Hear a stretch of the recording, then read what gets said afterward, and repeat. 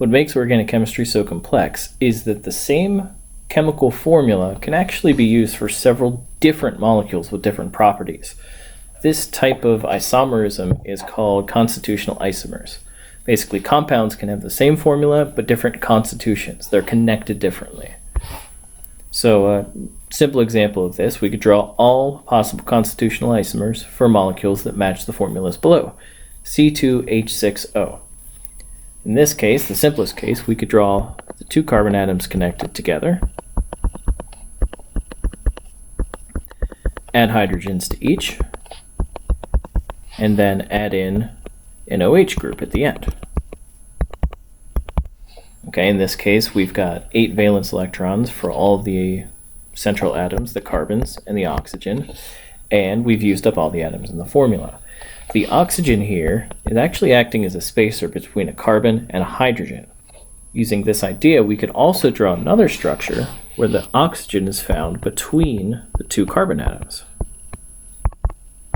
In this case, each carbon atom will be connected to 3 hydrogens, and we have a completely different molecule, C4H8.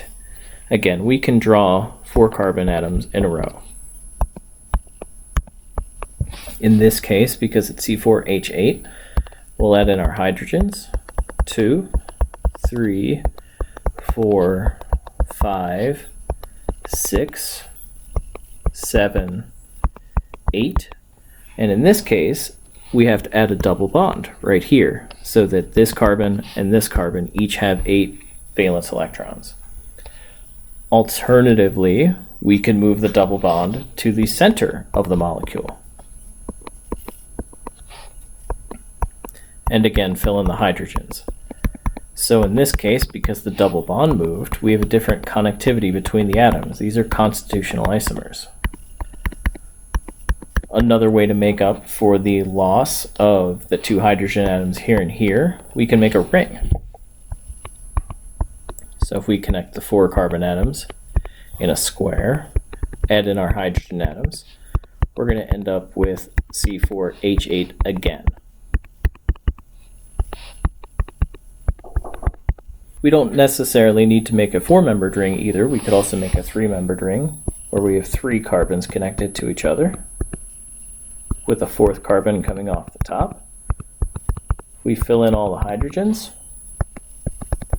We have 3 on the top carbon, 2 on each of the bottom carbons. That's 5, 7, and 1 more here. This would be 8. Also, we could take the structures with the double bonds and make them so that they're not linear. So we have 3 carbons connected to each other, with the 4th carbon coming off the top with a double bond. Adding in our hydrogens, we have 3 on the left and right carbons. That'll give us 6, 7, 8.